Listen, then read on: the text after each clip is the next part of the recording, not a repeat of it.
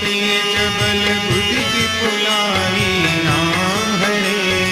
शेष सहस सत सकहि न गाई नाम हरे। सकस एक सोसी सत सागर राम हरे। तब प्रात ही पूछे नयन नागर राम हरे। दासु बचन सुनि सादर पाहि राम हरे। भागत पंथ कृपा मन माहि राम हरे। सुनत बचन बिहसा दस सीसा राम हरे। जो असीमति सहाय कृत कीसा राम हरे। सहज वीरु कर बचन दृढ़ाई राम हरे। सागर सन ठानी मचलाई राम हरे। मूढ़ मृषा करसि बढ़ाई राम हरे।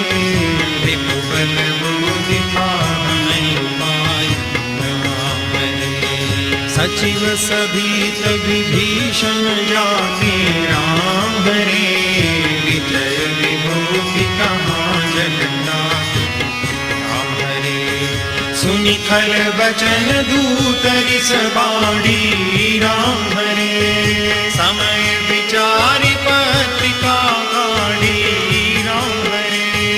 रामानुज दीनी यह पाती राम हरे। नाथ बचाई जुड़ावहु छाती राम हरे। बिहसी बाम कर लीनी रावण राम हरे।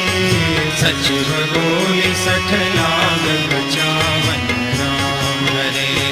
बातन मन हिर जाई सठ जन घाल सिकुल कीस। राम विरोधन उबरसी शरण विष्णु अजईस। गीत जिमान अनुज इव प्रभु पद पंकज भृंग। होई